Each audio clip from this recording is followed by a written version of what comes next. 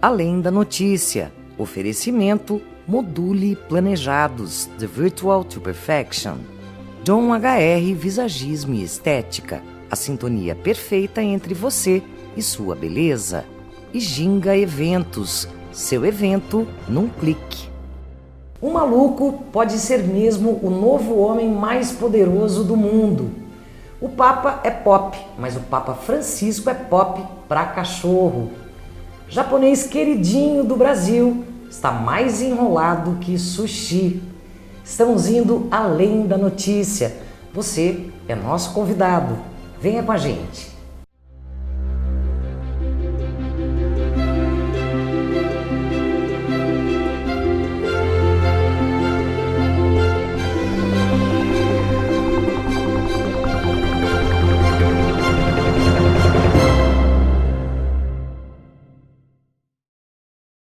Começando agora a primeira temporada do nosso Além da Notícia, programa de estreia. Vamos apresentar aqui os nossos companheiros. Eu sou a Renata Moeckel, ao meu lado Renato Monteiro, Fernando Negrão e a Juliana Ferraz.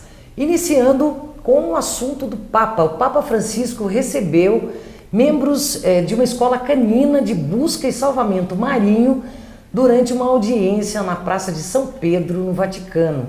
O Papa conversou com os socorristas que levaram alguns cães para a audiência. O Papa é pop para cachorro? É pop para cachorro, Negrão? Esse Papa? O Papa é pop, né? E o Papa, ele já deu algumas dessas notícias, dessas participações, enfim, desse jeitão dele diferente de ser, em vários momentos. E falando em cachorro, o Papa já disse que cachorro também vai para o céu. Aí já criou uma polêmica enorme com essa história. Vai para o céu, cachorro? Com certeza. Cachorro é membro da família. Cachorro é um ser assim que você pode deixar ele sem comer, que ele vai te dar amor do mesmo jeito. Como esse ser não vai para o céu? Por esse lado, procede, Negrão. O que você acha, Renato? Cachorro vai para o céu. Olha só, boa essa ideia. Eu lembrei disso agora também, as alminhas dos cachorros. Por isso também que esse Papa é muito pop, né? Eu também acho que o cachorro vai para o céu e chego a duvidar que com todo esse carisma o Papa seja realmente argentino. É verdade, o Papa é argentino e por isso é pop, né? Agora, quem não é muito pop, ou talvez seja até pop demais, é o Donald Trump, né? Teremos aí, nas eleições presidenciais, a disputa definida, né, entre o Donald Trump e a Hillary Clinton, que se consolidou aí, né, nas primárias, né? Republicanos e democratas. E agora, a gente viu tanto no noticiário, Juliana, a respeito de que ele era um perigo. Realmente ele é meio maluco, né? Será que vai dar mesmo Donald Trump? Olha, é bem provável. Não sei, eu espero que os norte-americanos tenham um pouco de bom senso, porque tornar como líder do país uma pessoa, tudo bem, vai, contra os mexicanos podem tirar os empregos norte-americanos, mas uma pessoa que fala declaradamente que quer tomar o petróleo do mundo todo, que é contra as questões ambientais, é homofóbico e racista. Complicadinho, né? Imagina, essa pessoa ser o homem mais poderoso do mundo, é complicado. Isso vai né? mexer com todo mundo, não é só com os Estados Unidos. Certamente, provavelmente. Fica de alerta. Muita gente acha que vai votar na Hillary apenas para que o Trump não ganhe. É isso, Renato? Mais ou menos por aí? Eu, pessoalmente, eu não acredito que o Trump decole na sua campanha. Tudo indica que ele seja o candidato republicano, mas eu acho que o nível de resistência que a campanha dele efetiva vai ter, até por esse posicionamento tão radical em algumas questões que são muito frequentes no dia a dia das pessoas, condena a candidatura dele ao fracasso. Mas, Renato, eu acho que não, eu acho que ele está fazendo a posição dele do homem macho americano.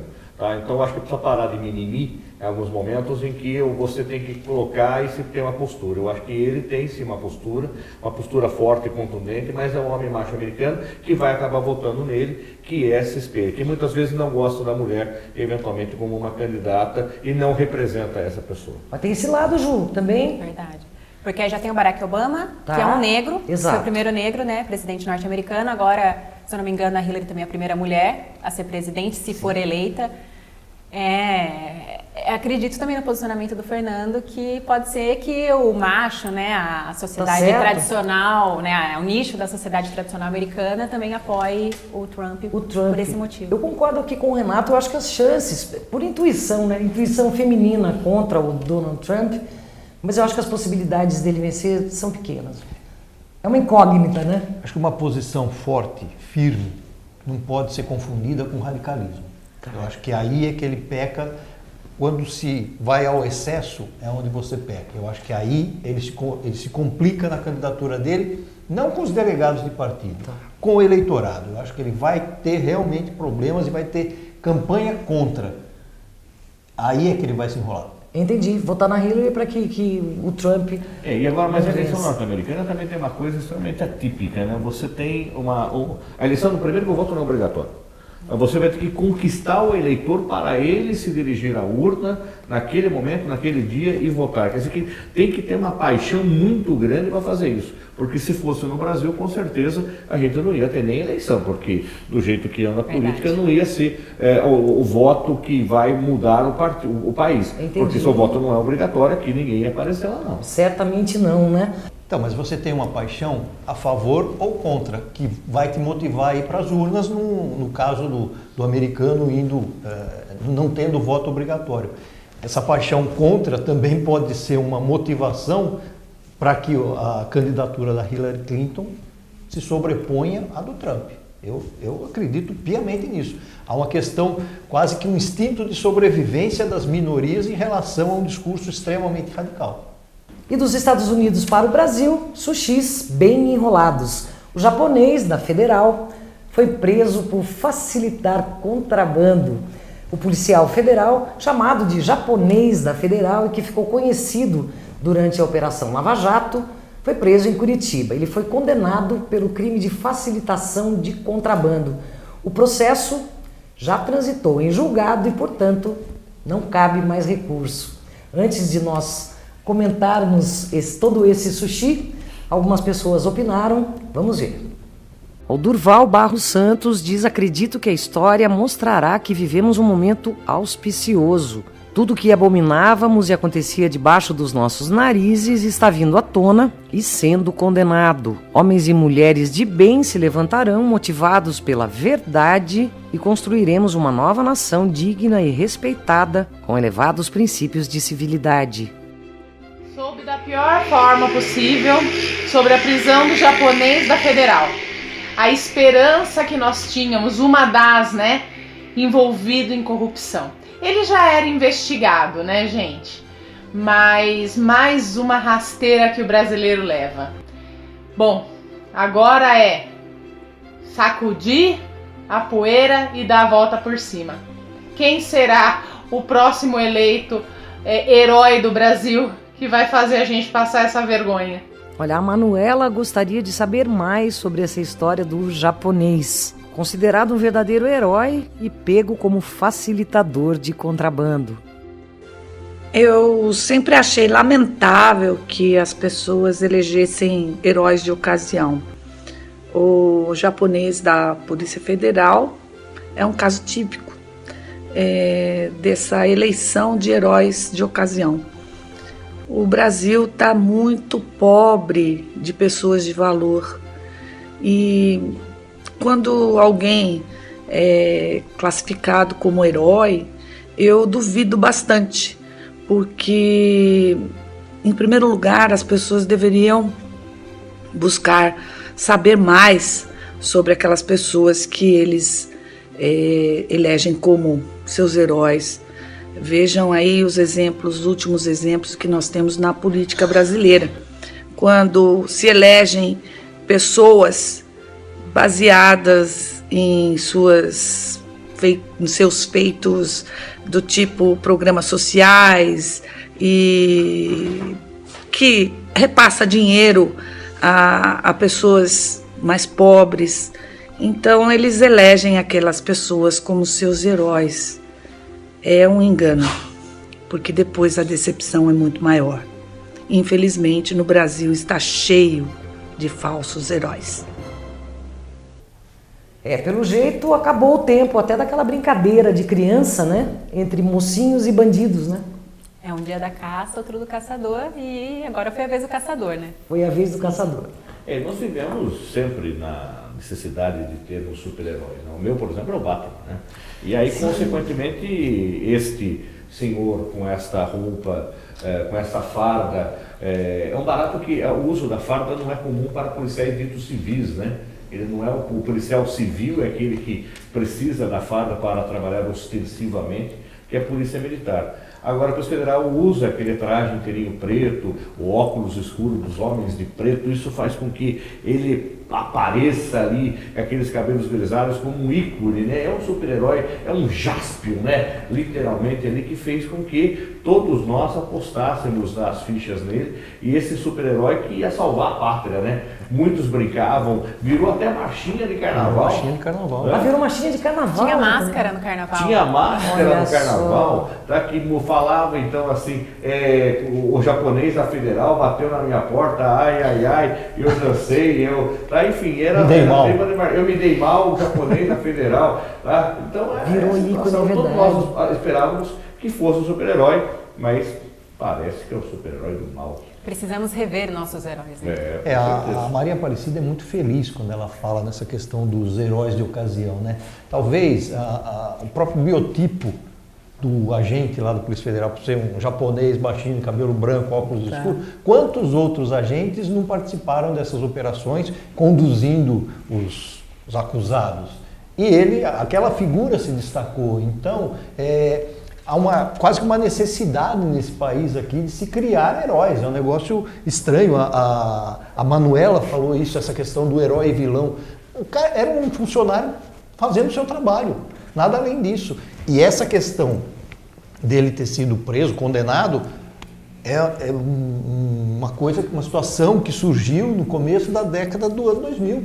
Então estamos em 2016 e só agora começou em 2000 o processo de... O transitado, quando ele foi acusado inicialmente, sim. E só agora transitou em julgado. Estamos em 2016 não cabe e mais o cara recurso. volta a ser notícia. Agora, até que ponto, por exemplo, isso não quebra até esse paradigma de que ele era o grande herói, consequentemente todo mundo era o vilão. Agora, de repente, ele virou o vilão da história. Exato. Então a gente vai acreditar mais em quem? Quer dizer, até aqueles que ele foi preso hoje são companheiros de cela, quer dizer que vai ficar uma situação extremamente Mas um atípica. ponto bacana é que até o Renato falou que os criminosos estão sendo punidos nos dias sim, atuais. sim. Isso é louvável. Então, tudo bem, perdemos um herói, mas também um criminoso foi punido. Então, ok, estamos você tá caminhando. A Juliana acho que está querendo dizer também sobre nesse momento atual, né? Se pune realmente mais do que em governos e anos anteriores, né, Negrão? Nós até tínhamos a falsa impressão de que essas coisas não aconteciam antes, aconteciam. Mas né? nós não tipo, tudo precisamos. acabava em pizza. Não está mais acabando em pizza. Isso, Mas nós não verdade. precisamos de heróis, de salvadores da pátria. Isso não existe. Sim. Isso é uma ilusão. A gente Isso é a carência do brasileiro, né? Mas a gente não tem, a gente precisa vencer um pouco essa situação de precisar de heróis e salvadores da pátria. Isso aqui precisa ser um país sério, ponto. Aí todos poderão ser, né? Trabalhando num país sério. É isso? Sushi tá enroladinho então mesmo, né? Nós vamos ter que mudar um pouquinho o cardápio, né? Então, já nós vamos para Itapetininga, Votorantim, e vamos também falar sobre as perspectivas na melhora dos índices de desemprego, até com essa transição de governo.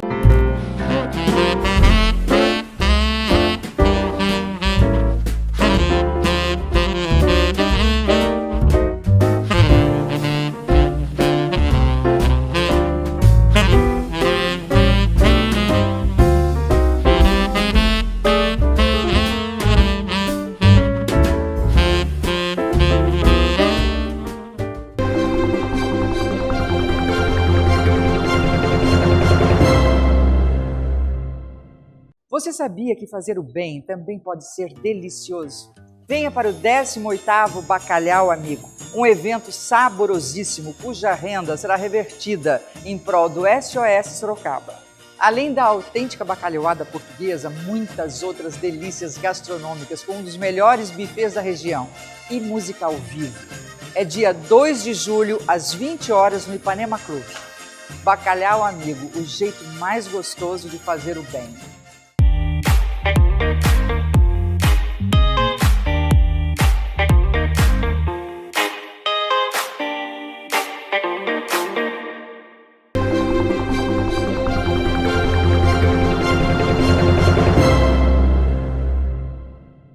E o projeto que inclui Itapetininga, na região metropolitana de Sorocaba, foi aprovado e é o 27º município da região metropolitana.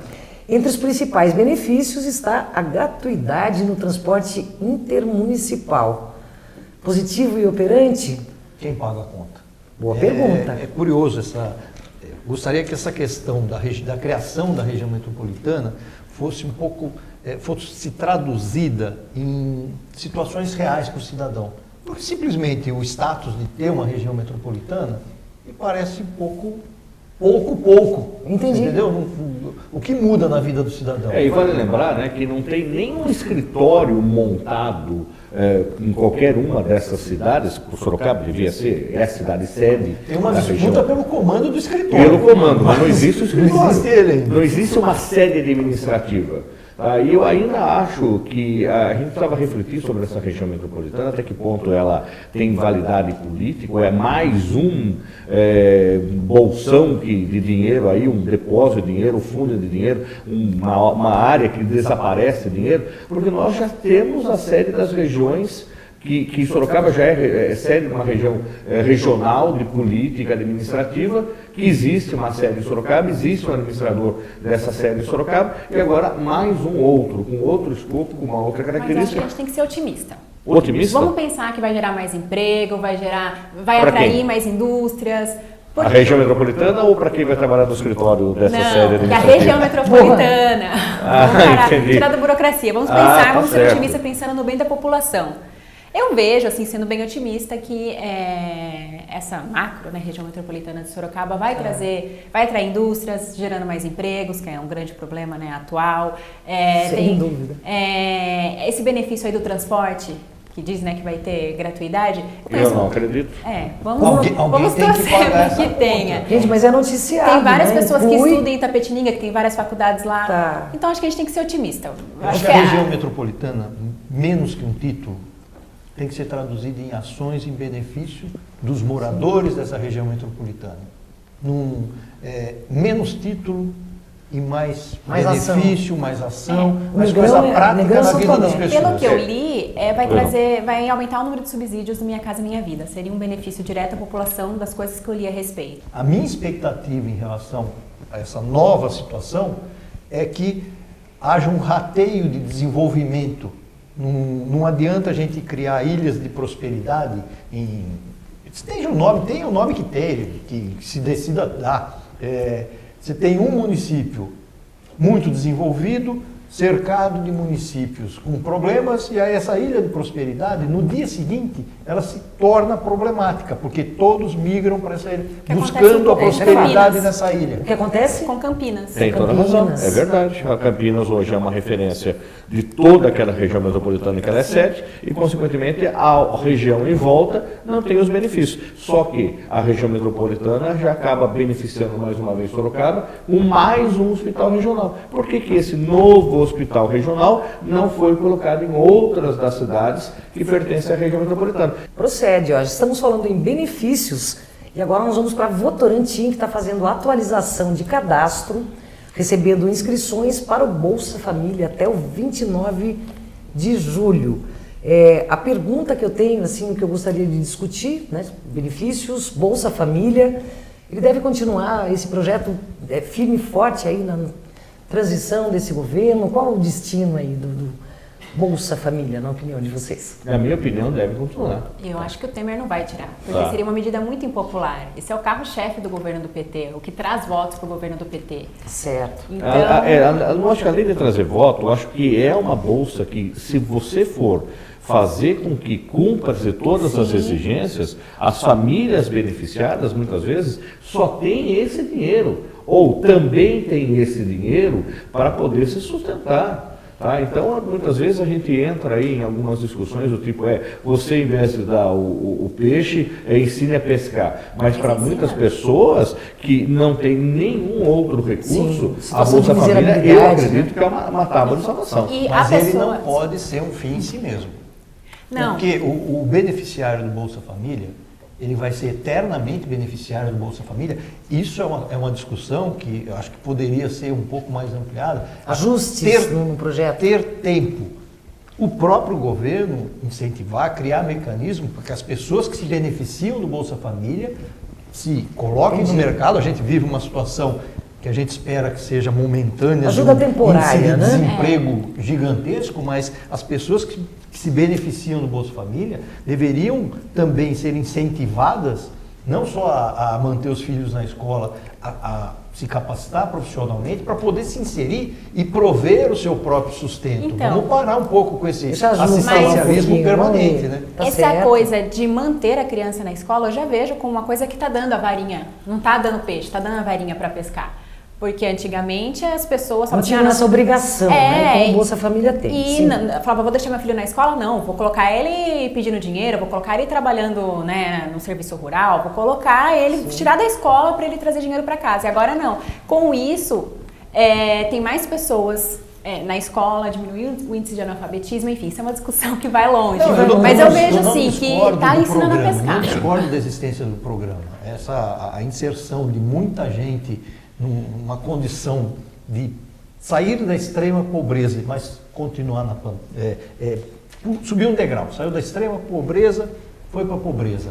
Mas o que eu contesto é a questão dele ser um fim em si mesmo. Além dessa questão da criança na escola, de manter a criança na escola, o que efetivamente está se fazendo para que essa pessoa deixe de ser beneficiária, porque ela passou a poder se prover sozinha, sem o auxílio do Estado. Eu acho que aí também o Estado, como vai acontecer agora, onde o Votorantim está fazendo esse cadastro, precisa ser muito bem checada todas as informações.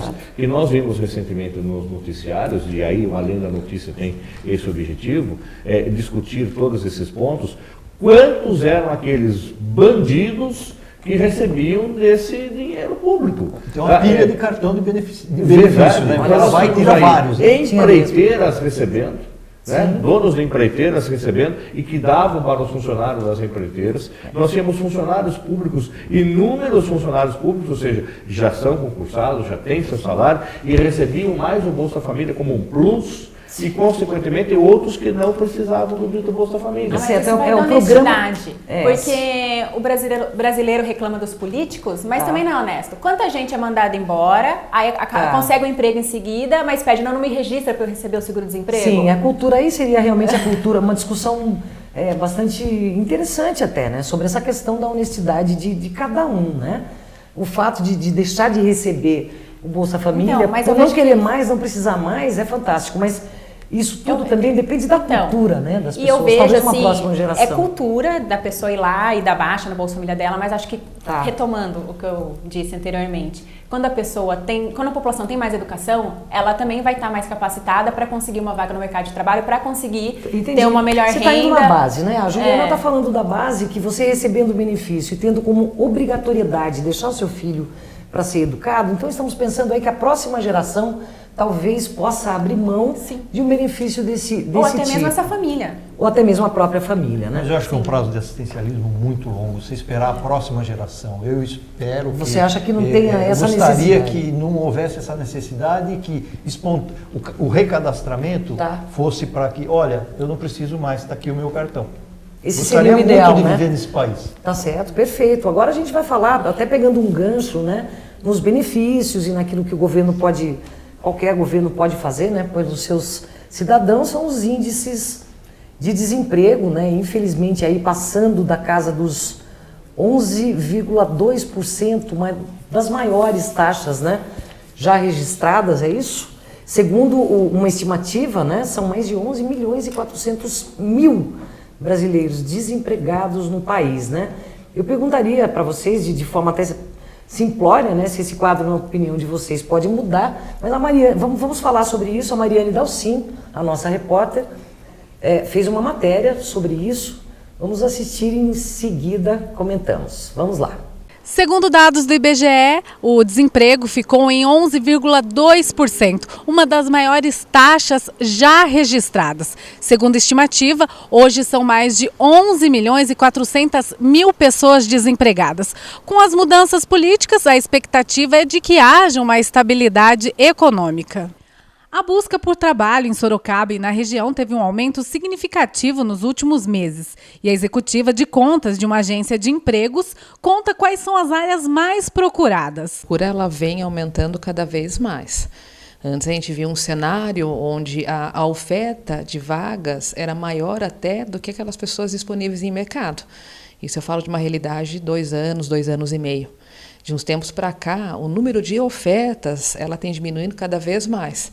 E, em contrapartida, as pessoas que estão sendo colocadas, estão disponíveis no mercado de trabalho, elas vêm aumentando.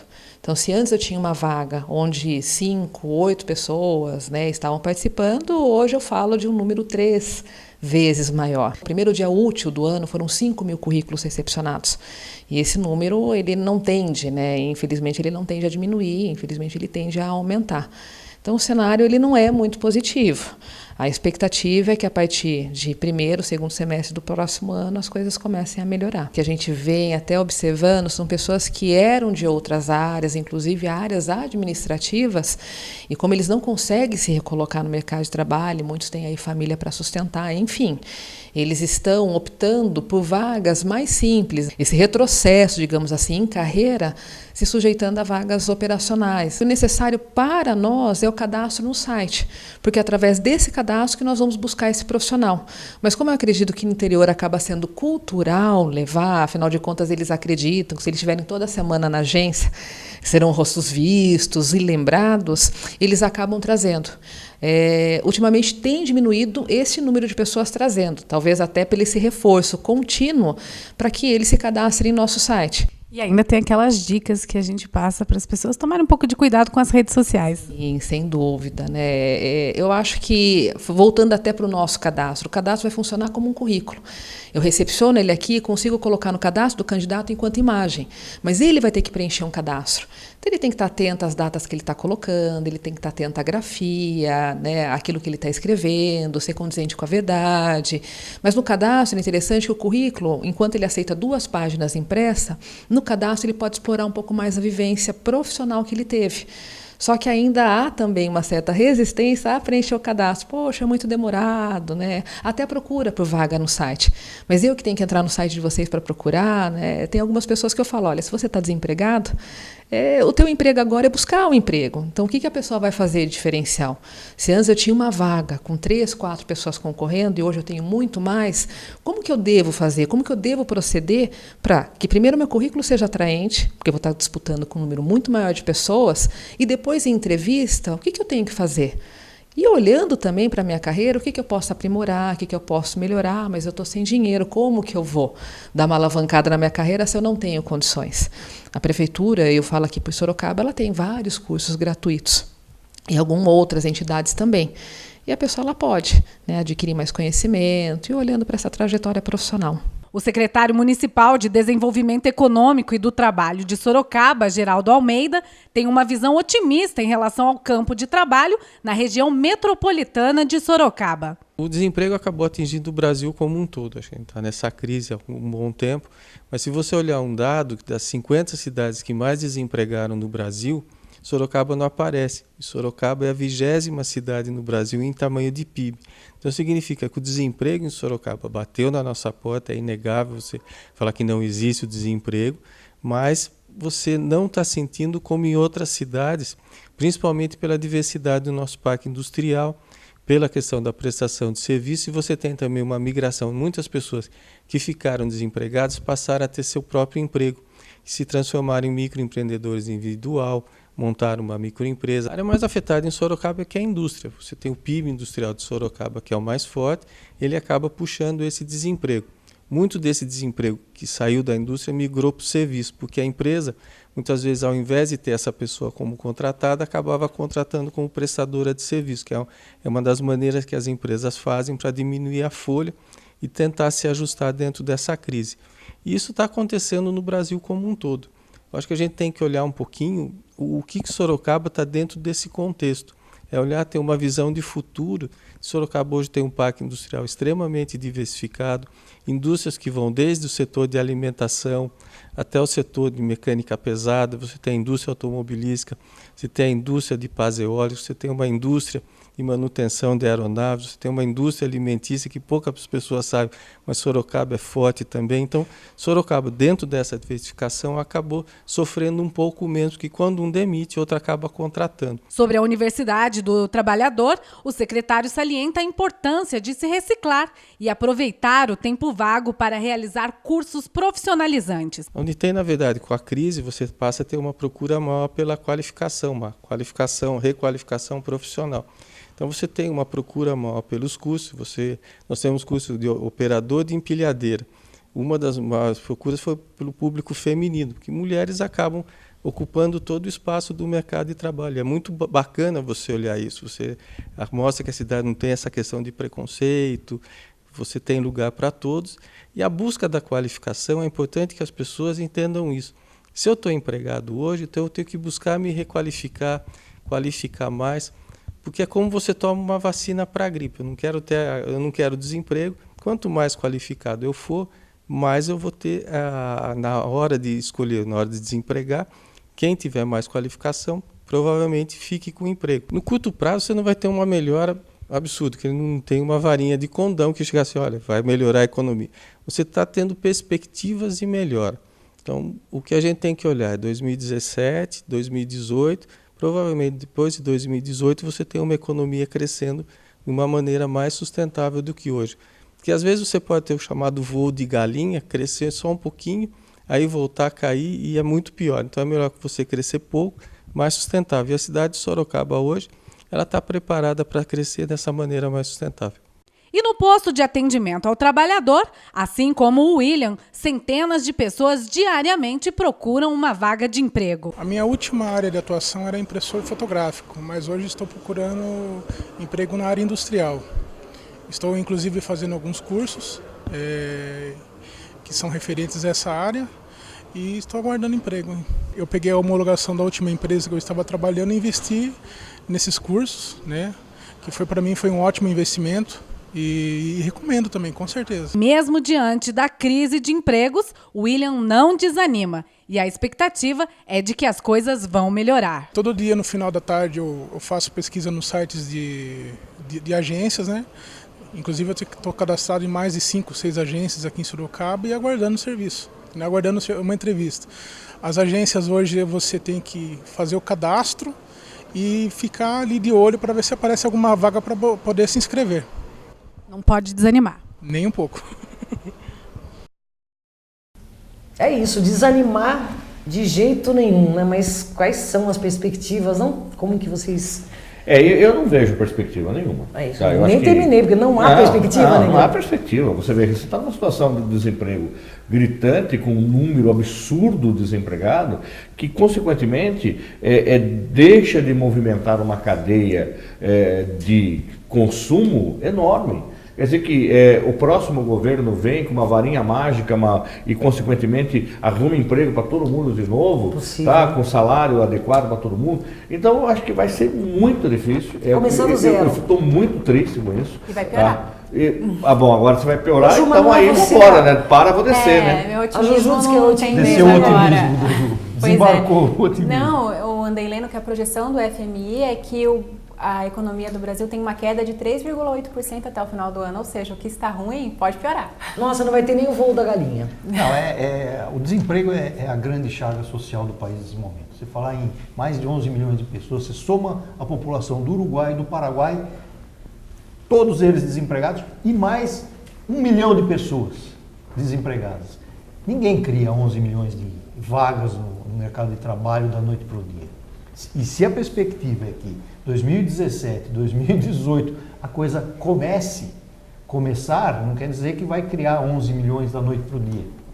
1º de janeiro de 2017 está criado. Não é assim. Isso tudo é um processo. Aí o Geraldo Almeida tem razão em falar na questão das pessoas aproveitarem ou aproveitar, é quase que uma situação forçosa, né, de tentar se qualificar, se aperfeiçoar, para quando a oportunidade aparecer, poder aproveitar essa oportunidade. Porque também ficar sentado em casa se lamentando não vai resolver nada e não vai te melhorar profissionalmente. Quando surgir a oportunidade, se você não tiver credenciado e apto a desenvolver a atividade que está colocada no mercado, você não vai preencher aquela vaga. Você vai continuar na fila ou no exército de desempregados. Tá certo. É isso? E uma situação também que eu acho que é complexa com relação ao desemprego, como eu falei que essa cadeia toda acaba sendo envolvida, é quando você percebe que a pessoa fica desempregada, ela perdeu o plano de saúde. Ela perde o plano de saúde, ela vai recorrer ao serviço público. Exato. Ela vai recorrer ao serviço público, vai inchar mais ainda e dar mais problema do que já não funciona. 2, ela tira o filho ou filha, ou ela mesma, sai da escola pública, além da escola privada, e vai para a escola pública. Exato. Tá? Então, consequentemente, eu estou numa escola privada, diminuindo o número de alunos, começa a ver o quê? Demissão também de professores. Demite o funcionário, porque você não precisa de mais tantos funcionários para tomar conta de tantos alunos. Você diminui o número de professores, que você junta salas de aula para você ministrar a mesma disciplina. Quer dizer que então o processo ele é longo, eterno, e parece que não vai terminar. Por esse efeito dominó, vamos ver só o telespectador também opinando. Aliás, você que está nos acompanhando não só pode, como deve participar do nosso Além da Notícia. São várias as formas. Por e-mail, indoalemdanoticia@gmail.com. Pelo Facebook, mesma coisa, digita Indo Além da Notícia. E pelo WhatsApp, vai ter aqui no GC para você mandar seu vídeo, seu comentário, e também por texto para os mais tímidos através do Facebook. Desse nosso assunto, a situação aí do desemprego, vamos ver o que pensam os telespectadores. Meu nome é Fernando Domingos, sou comerciante. Eu acredito que o antigo governo estava um pouco desgastado e as indústrias estavam precisando de uma resposta, não só as indústrias como também toda a população. Então eu acredito que com esse novo governo do Michel Temer, pode ser que tenha algum efeito positivo, mas isso é a longo prazo. Olá, meu nome é José Bronzato, eu sou empresário na cidade de Sorocaba. Bem, em relação ao atual momento econômico do país, eu tenho certeza absoluta que nós vivemos a maior crise financeira desse país, econômica, e dado isso a uma conjuntura de uma crise, obviamente, econômica, mas também política e principalmente moral. Bem, o afastamento da atual presidente Dilma Rousseff, ela nos dá a oportunidade de um ajuste político no país, que pode, após algum trabalho desenvolvido, devolver a mínima confiança que o mercado necessita para se colocar novamente num rumo de um crescimento. Mas, no meu ponto de vista, isso não basta. A gente precisa de uma política econômica sólida, nós precisamos de uma política econômica a longo prazo, para que o país tenha, enfim, essa mudança de rota que nós tantos precisamos. Para isso, eu tenho bastante confiança no atual ministro da Fazenda, o senhor Henrique Meirelles, o nome mais gabaritado, talvez o único nome gabaritado na nova equipe de ministros nomeadas pelo atual presidente em exercício, o senhor Michel Temer, que para mim, nos outros nomes, nomeou somente a mesma escória política que está instalada nesse país já há muito tempo. Bem, em resumo, eu creio sim num crescimento político, num crescimento econômico do país, mas para que isso seja válido, eu acredito que esse crescimento tem que ser a longo prazo. Tem que ser um crescimento lento e que ainda vai demandar novos capítulos, talvez bastante dolorosos para a população, para o povo brasileiro em geral. Em contrapartida, eu creio bastante que esses momentos de crise, como o atual que nós estamos vivendo, faz com que as pessoas, os empresários, reinventem o modo de trabalhar, reflitam em relação à forma como estão trabalhando. Isso ajuda bastante na competitividade em relação a outros países, em relação aos concorrentes, e isso pode nos ajudar muito no momento da retomada do mercado. Muito bacana, hein? O Bronzato está convidado aí para fazer parte já da nossa bancada, né? Diga lá, Renato Monteiro. Eu só queria complementar, acrescentar alguma coisa que o Fernando falou, da questão da migração, né, do aluno da escola privada para a rede pública, do desempregado que perde seu plano de saúde e vai se socorrer da rede pública de saúde.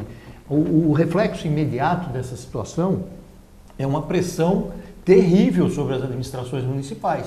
Elas passam a ter que dar conta de uma população que antes não participava desse sistema. Ela se socorria do sistema privado, de educação, de saúde, e exatamente no momento também como reflexo da situação de crise, em que os repasses que as prefeituras recebem são menores, porque você tem uma atividade econômica no país menor, se recolhe menos imposto, o bolo fica menor, a sua fatia é de X%, só que o X%, se o bolo é menor, ela também é menor. Você tem uma pressão terrível sobre as administrações municipais para atender um público que eles não tinham que atender com menos dinheiro. Ficou fácil, né? Bom, dentro dessa linha de raciocínio que você está falando, então, Renato, vai haver uma enorme dificuldade dos próximos governantes em administrar as suas cidades, porque a dificuldade em ter recursos para poder resolver esse problema de saúde, resolver o problema da educação, e vou mais além, nós vamos ter problema ainda, inclusive, de segurança pública, porque o cidadão que morava eventualmente no condomínio fechado com segurança, está deixando o condomínio para morar na casa de rua, porque não consegue mais pagar o condomínio, ele deixa o prédio porque é mais caro o condomínio, ele volta para morar no bairro de periferia, consequentemente vai criar mais problemas. E também não dá para achar que porque a Dilma saiu e entrou o Temer, que vai tudo no passe de mágica, fica tudo perfeito. Pelo contrário, a coisa tem piorado e o índice de rejeição do Temer, nessa semana, aumentou de 61% para 62%. Então, não sei aí se uns defendem novas eleições, né, novas eleições diretas. Novas eleições, a Constituição nesse momento não permite. Mas antes das novas eleições, será que nós vamos ter candidatos, então, a assumir? Você está querendo dizer quem será o maluco diante da Quem é que é o candidato que vai assumir certamente essa responsabilidade? Não vai ter vida fácil. Não vai. Se alguém está achando que vai ter vida fácil, vai brigar para se eleger. E quando se eleger, não vai ter vida fácil. Pelo menos nos próximos 2 anos. Haja fôlego, então, para o cidadão ser político numa vida dessa, num momento desse, não vai ser fácil, hein? Não. Já, o mau humor de São Pedro e as Olimpíadas no Brasil em tempos de H1N1, Zika vírus, entre outros.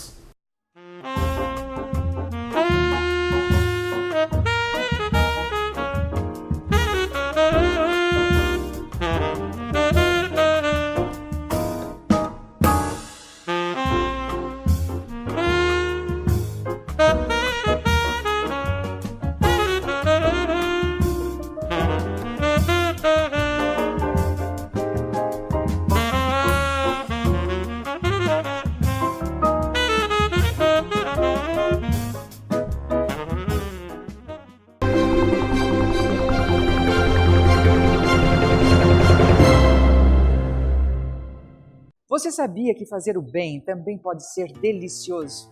Venha para o 18º Bacalhau Amigo, um evento saborosíssimo cuja renda será revertida em prol do SOS Sorocaba. Além da autêntica bacalhauada portuguesa, muitas outras delícias gastronômicas com um dos melhores bufês da região e música ao vivo. É dia 2 de julho, às 20 horas, no Ipanema Clube. Bacalhau Amigo, o jeito mais gostoso de fazer o bem.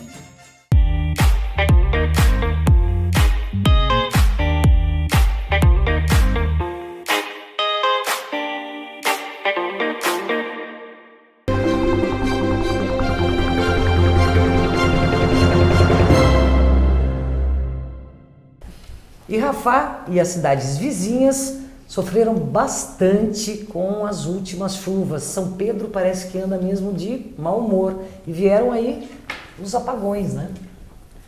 E que demonstraram toda a dependência que a gente tem de energia elétrica.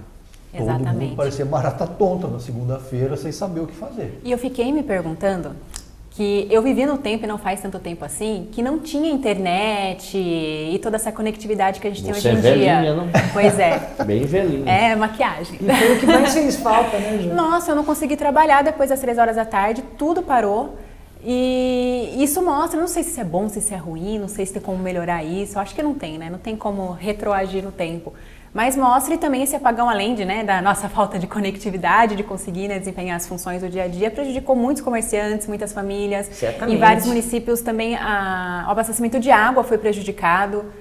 E foi por um tempo muito longo, muito, né? muito. Quase 24 horas. Eu quero fazer até uma crítica aqui, muito contundente. Me permitam os senhores da mesa e você, telespectador, com relação à nossa categoria. Porque nós tivemos uma única emissora de rádio na cidade que permaneceu no ar durante horas com a falta de energia, porque possivelmente tinha gerador, e eu estava ouvindo no meu radinho de pilha. Ela se vangloriava que estava a única emissora no ar, falava isso a cada música e não dava a mínima satisfação sobre o que estava acontecendo. Era impressionante. Quer dizer que, lembrando que isso é uma outorga pública, esse veículo depende e deveria prestar serviço à população. Não, ela tirava sarro ainda, dizendo que somos a única emissora no ar. Toca a música, a única emissora no ar. E o mundo acabando, lamentável. E ninguém sabendo o que estava acontecendo, aquela angústia toda, a mãe que sabia se ia buscar o filho na escola não ia, porque ligava para a escola e ninguém atendia, aliás o telefone não tinha contato, aí você ia mandar o WhatsApp também não funcionava, a internet não funcionava, e aí a única rádio que poderia estar prestando serviço, parando a programação musical, colocando sua equipe nas ruas, colocando a informação, não deu, fez a mínima. Quer dizer, se aproveitar de ser a única, que beleza, então, né, apenas nós vamos poder informar aos cidadãos. Exatamente. Foi a grande aflição da segunda-feira. Sim. Porque ninguém sabia o que estava acontecendo. Não, mas não estava preocupada. Eu fiquei sabendo que em Araçoiaba da Serra estava sem energia. Minha mãe mora lá sozinha, já tem uma idade avançada. Eu preocupada, estava tudo bem, porque é na região de Chácara, não sei se com as chuvas estava tudo bem, se não estava, eu não conseguia contato com a minha mãe. Né? E os estragos foram grandes. Nós recebemos também algumas mensagens aí de quem nos acompanha, até antes do programa estrear pelas redes sociais, dos transtornos que sofreram, né, com esse apagão. Vamos ver. A Bianca Pafume, o apagão prejudicou a todos os cidadãos, foi como estar na pré-história por algumas horas, lugares para ir, pessoas doentes, carregadores e até mesmo a higiene pessoal na hora do banho, todos esses aspectos foram prejudiciais. Participação do Gustavo. Eu que trabalho com tecnologia e conectado o tempo todo, tive sérios problemas para entrar em contato com a equipe global da empresa, pois os apagões afetaram nossa telefonia móvel e internet móvel também, tirando a possibilidade de acesso à internet por completo da nossa região, nos ilhando tecnologicamente. O apagão prejudica várias cidades e, dependendo do tempo que dure, prejudica demais. Sem internet não conseguimos fazer inúmeras coisas, como contatos e mensagens, muitas vezes de trabalho. Participação do Marcos Tavares. Mais uma participação interativa aí do telespectador. A Thaís Tavares diz: o apagão prejudicou demais na parte do trabalho. Alguns equipamentos queimaram, trazendo complicações para o outro dia. Realmente esse dia, né, noite de transtornos, serviu aí para aproximar um pouco as famílias, né? Conversar, enfim, né? Essa semana até eu ouvi 2 depoimentos diferentes, né, sobre isso. Uma pessoa dizendo que foi maravilhoso porque a família brincou junta, coisa que não acontecia antes, e um depoimento que eu acho que até já está no Facebook do Além da Notícia, né? Do Indo Além da Notícia, dizendo: eu percebi o quanto a minha família realmente não interage, em casa cada um por si, e quando a energia terminou, cada um pegou o seu notebook para ver os filmes que já haviam baixado, né? Cada um com a sua tecnologia ali, e foram dormir cedo. Quer dizer, serviu de certa forma, né, aí para um questionamento dos relacionamentos familiares. Esperamos que não aconteça tão cedo, né? Contamos, obviamente, com o bom humor também de São Pedro, né? Agora vamos falar um pouquinho de futebol, de Olimpíada, né? Primeiro, seleção olímpica brasileira de futebol. Será que dessa vez existe alguma chance de fazer bonito? Nós tivemos aí uma surpresa, né? Desse 7-1. Contra o Haiti? Bem morto. Pois é chutar cachorro morto. E a coincidência do 7-1, né? Quer dizer, agora nós também ganhamos de 7-1 de alguém, né? Olha a comparação, né? É a seleção principal, mas acho que a olímpica também é surpresa, né? Não se pode Prevê, Renato? Você gosta de futebol, entende? Eu gosto não? de futebol. Não sei se eu entendo, mas eu gosto. Ou você é como o Diogo Mainardi, que fala música, para mim é uma coisa sem a menor importância, né? Em casa não tem nem rádio. Eu gosto de futebol, Tá. Embora os amigos digam que, apesar de eu ser corintiano, mas tudo bem, Tá não certo, tem problema. os corintianos vão mas adorar. essa coisa do 7-1 é enigmático, né? O time goleia, mas ganha pelo mesmo placar que ele apanhou na semifinal da Copa. Eu estava esperando sair. Tudo contra, né? Tudo é contra. Eu, na questão da seleção olímpica, eu não sei, eu estou cismado. Eu acho que não ganha medalha. Vamos ouvir a medalha de ouro, né? Que é o que se espera. Medalha de ouro. Porque as outras até tem. A de ouro, mas a de ouro jamais, eu sinceramente né? não acredito. Vamos ver aí o que pensam as pessoas a respeito, né, de se o Brasil tem alguma chance, né, a seleção de futebol olímpica do Brasil. Vamos ver. Opinião do Carlos Cepa: a seleção brasileira não tem nenhuma chance de medalha. Já a Maria Aires escreveu: a seleção brasileira de futebol tem sim chance nas Olimpíadas. Somos os melhores.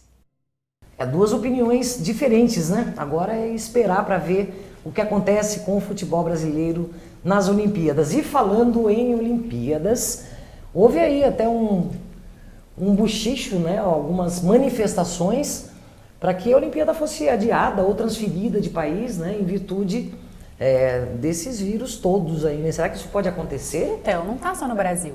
Parece que só acontece no Brasil. Sim, saiu do Brasil e acontece só no Brasil, não é assim? O Zika está espalhado em mais de 60 países. O H1N1 já tem casos registrados em 40 países. A Copa do Mundo aconteceu, né, ano retrasado, tô até perdida. Sim, sim. Os 700 atletas que vieram estavam no auge da dengue, assim, não estava no pico, mas estava com bastante casos de dengue, nenhum deles foi infectado. Exato. E dos mais de 600 mil turistas que a gente recebeu, só 2 foram infectados com a dengue, de acordo com dados do Ministério da Saúde. Então, assim, parece que só no Brasil acontece, que nos outros países que aconteceram já, Copa, Olimpíadas, nossa, tá tudo perfeito, tudo lindo, que só no Brasil acontece, né, coisas do tipo. O Brasil tem esse estigma ainda, né, no exterior, de inferioridade. De inferioridade, é uma coisa impressionante. Mas inferioridade ou realidade? Justificável, então, talvez. Né? Tem que, eu acho que é pertinente esses números que você tem, mas por outro lado a gente vê também outros casos do governo do Rio de Janeiro com uma série de situações que acabam levando à proliferação do mosquito e consequentemente da doença. Como por exemplo a do IML Pois é, que você tem a doença dentro do próprio hospital, você a proliferação acontecendo em todas as áreas, e será que de repente a gente traz esse grupo de atletas do mundo inteiro para cá, e eventualmente aqueles que eventualmente voltarem com a doença para o exterior, podem fazer o quê? Podem levar e começar a proliferar aí outra vez a doença? Certo, eu só concordo com o que a Juliana disse, que não é aquilo. Eu citei o IML, Renato, acho que vocês devem ter visto, muito recentemente, esses dias, né? O IML do Rio de Janeiro, né, parou, porque não havia salários ali para os funcionários e eles foram demitidos. Então as pessoas não estavam conseguindo liberar os corpos dos familiares e atrasando completamente. Então tudo isso, né, assusta muito, porque não é nada que acontece agora, vem acontecendo, a má gestão, a má administração. Depois, quando se vai ainda no século XXI para a Europa ou para os Estados Unidos, e algum americano ou algum europeu pergunta, né, mas tem carro no Brasil? Nós achamos que era mesmo só selva e tal. Ok, ignorância, mas isso também tem uma conotação irônica, a meu ver, né? Seguindo então nesse clima de pequenas diferenças do nosso Brasil com o resto do mundo, vamos a Paris. A nossa correspondente, a Mariana Maximiano, vai nos mostrar também se europeu protesta de forma diferente do brasileiro. Vamos ver. Eu queria falar de uma manifestação que está acontecendo aqui na França há mais de 2 meses, que se chama Nuit debout. Nuit debout, noite em pé, ou seja, passar a noite em pé. Tudo começou em março, quando o governo divulgou uma lei que prevê mudanças no Código do Trabalho.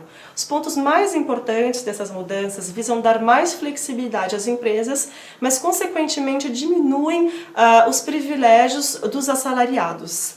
Então, um ponto, por exemplo, prevê que a empresa possa mudar o contrato de trabalho durante um prazo de 3 anos. Então, o assalariado, durante 3 anos, ele pode, em um mês, trabalhar várias horas e ter uma remuneração elevada, e no mês seguinte, trabalhar poucas horas e ter uma remuneração bem mais baixa. Então, isso durante 3 anos, essas mudanças de contrato, ele se encontraria sem estabilidade financeira. Outro ponto importante dessas mudanças é uma diminuição considerável na indenização em caso de demissão sem justa causa. Então, após a divulgação dessa lei, os franceses insatisfeitos começaram a ir para as ruas em manifestações que levaram mais de 1 milhão de pessoas às ruas em toda a França. O governo não voltou atrás, então grupos de jovens se uniram a sindicatos e decidiram ocupar algumas praças públicas em várias diferentes cidades. Aqui em Paris, a Praça da República está sendo ocupada desde o dia 31 de março.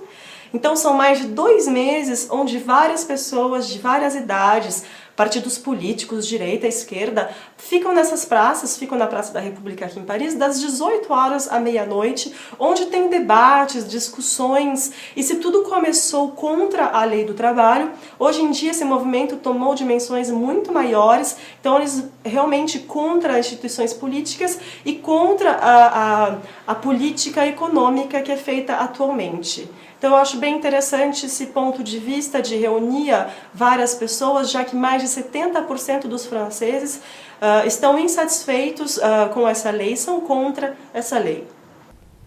Muito obrigada a Mariana Maximiano, linda, nossa correspondente em Paris. Será que o europeu protesta melhor do que nós protestamos? Eu acho que o brasileiro tem memória curta e vai na modinha, né? Porque as manifestações não tinham objetivo, respeito, mas muitos que estavam nas manifestações que aconteceram aqui no Brasil era meio micareta.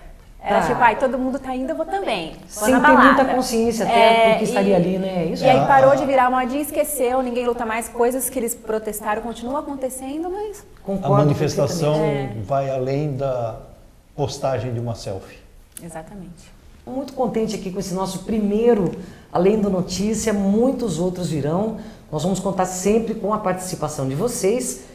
E agora, para a gente encerrar, vamos destacar aí, cada um destacar a melhor ou a pior notícia aí no seu entender da semana. Ju, a melhor ou a pior? Eu vou ficar com a pior. Uma notícia muito triste que aconteceu na madrugada da última quinta-feira, que um ônibus com 46 estudantes na estrada Mogi-Bertioga aconteceu um acidente terrível, o motorista perdeu o controle, ainda estão, né, a perícia está estudando o que aconteceu, está analisando o que aconteceu, mas até agora estamos com 18 mortes confirmadas. Para mim foi a notícia realmente mais triste da semana. Péssima notícia aí, nossos sentimentos, né, nossos familiares, uma notícia ruim essa. E lá vem o Negrão.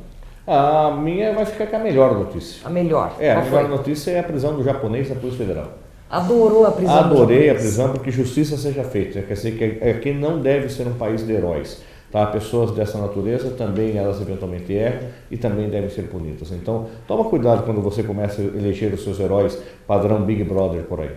Certinho. E o nosso querido Renato Monteiro, a melhor ou a pior, Renato? Eu vou ficar com a pior, também. A questão dos temporais que atingiram a cidade e muitas cidades da região, causando vítimas fatais e muitos estragos. E, bom, vamos lá, momento de reconstrução para muitas cidades. E força para quem foi vítima desses temporais sobre os quais ninguém tem controle, né? Não tem como. Não temos controle e foram surpreendentes, fora de época, digamos assim, né? A dimensão do estrago foi muito com uma além violência, né? Foi lamentável. Tomara que não aconteça. E eu vou ficar com a melhor notícia, para mim muito importante, acredito que para todos nós, né? Que foi a festa de lançamento do nosso programa e a data de hoje, onde nós realmente, como diz o querido Renato, né, tira o avião do chão e depois a gente vai equilibrando aí a carga. Nosso Além da Notícia está no ar. Nós esperamos muito que vocês tenham gostado.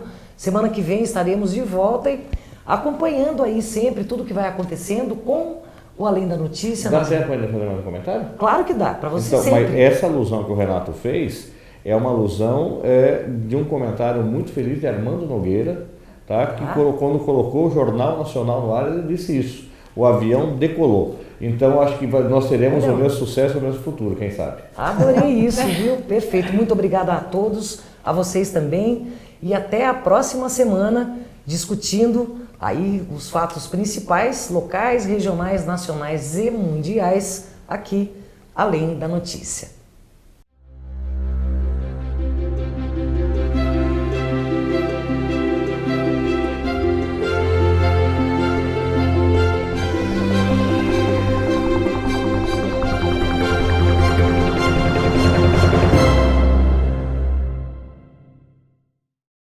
Além da Notícia. Oferecimento Module Planejados, The Virtual to Perfection.